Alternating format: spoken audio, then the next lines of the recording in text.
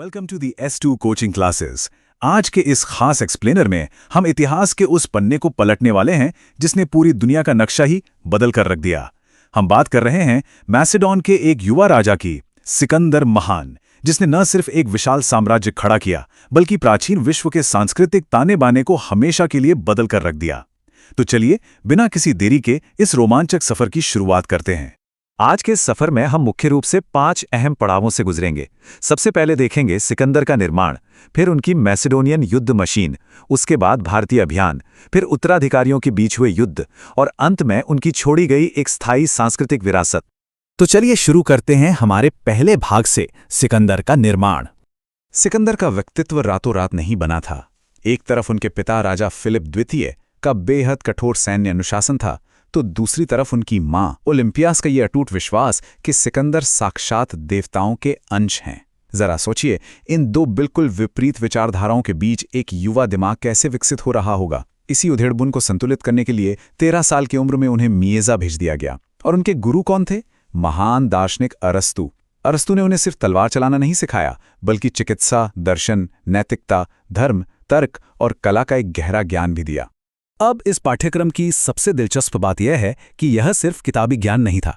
इसी शिक्षा ने असल में उनके भविष्य के अभियानों को एक नई दिशा दी। जीव विज्ञान से लेकर होमर की नैतिकता तक, इस पढ़ाई ने सिकंदर को एक ऐसा असाधारण कमांडर बना दिया जो युद्ध के मैदान में अपने घायल साथियों का इलाज भी कर सकता था, कूटनीति पर गहरी चर्चा कर सकता था और अपनी पसंदीदा किताब इलियड से मुश्किल वक्त में असीम साहस जुटा सकता था। सच में यह एक गेम चेंजर था। अब बढ़ते हैं दूसरे भाग की तरफ, मैसेडोनियन युद्ध मशीन। सिकंदर की इस अजय सेना की सबसे बड़ी ताकत उसकी रीढ़ की हड्डी थी, फलांक्स। ये पेशेवर सैनिकों की एक बेहद टाइट आयताकार फॉर्मेशन हुआ करती थी और इनके हथियार 15 फुट लंबे विशाल लकड़ी के भाले, जिन्हें सरिसा कहा जाता था। जरा कल्पना कीजिए, जब ये फॉर्मेशन सामने से हमला करती होगी तो यह धातु की नोक वाली एक ऐसी अभेद्य दीवार बन जाती थी जिसे भेदना किसी भी दुश्मन के लिए लगभग नामुमकिन था। लेकिन फलांक्स की एक कमजोरी भी थी, इसके किनारे सुरक्षित नहीं होते थे। और यहीं पर सिकंदर का शानदार दिमाग और उनकी अनुकूलन क्षमता यानी एडेप्टेबिलिटी सामने आती है। फलांक्स की इस भारी भरकम कुचल देने वाली ताकत को उन्होंने सीथियन घुड़सवार तीरंदाजों की बिजली जैसी तेज हिट एंड रन रणनीति के साथ जोड़ दिया। भारी पैदल सेना और तेज घुड़सवारों का ये अनोखा कॉम्बिनेशन युद्ध के मैदान पर कहर बरपाने वाली एक ऐसी मशीन बन गया जिसका सामना करना किसी के बस की बात नहीं थी। और इसी अजय सेना के साथ शुरू होता है हमारा तीसरा भाग, भारतीय अभियान। इस टाइमलाइन पर गौर करें तो ये सफर सच में हैरान करने वाला है।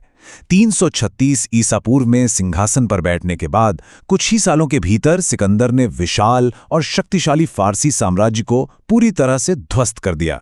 ये विजय रथ बिना रुके आगे बढ़ता रहा और 326 ईसा पूर्व में हाइडेस्पीस के ऐतिहासिक युद्ध तक जा पहुंचा, जहां राजा पोरस पर एक बड़ी जीत हासिल हुई।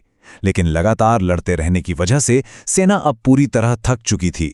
आखिरकार व्यास नदी के तट पर हुए एक बड़े विद्रोह ने इस लगातार बढ़ते कदम को रोक दिया और उन्हें वापस लौटने पर मजबूर कर दिया।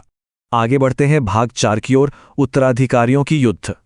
साल 323 ईसा पूर्व बेबीलोन में सिकंदर की अचानक हुई मौत ने पूरी कहानी को ही पलट कर रख दिया। अब सबसे बड़ा सवाल ये था कि क्या होता है जब कोई इतना विशाल साम्राज्य अचानक अपने ही निर्माता को खो देता है। एड्रियाटिक सागर से लेकर सिंधु नदी तक फैले इस इतने बड़े साम्राज्य को बिना किसी स्पष्ट उत्तराधिकारी के आखिर कौन संभालेगा? इसका नतीजा बहुत ही भयंकर हुआ। सिकंदर के अपने ही सबसे खास जनरल्स, जिन्हें डायोडोची कहा जाता था, उनके बीच सत्ता की जंग छिड़ गई।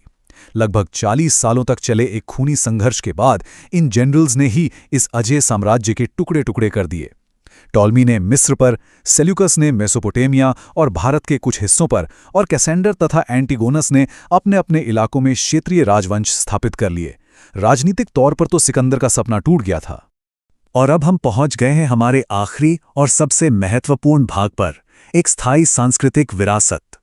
भले ही राजनीतिक सरहदें और साम्राज्य बिखर गए हों, लेकिन सिकंदर ने जिस सांस्कृतिक एकीकरण की शुरुआत की थी वो न सिर्फ जिंदा रहा बल्कि समय के साथ और निखरा। सूसा में मैसेडोनियंस और फारसियों के बीच हुए उन सामूहिक विवाहों को ही ले लीजिए, ये सिर्फ एक शुरुआत थी।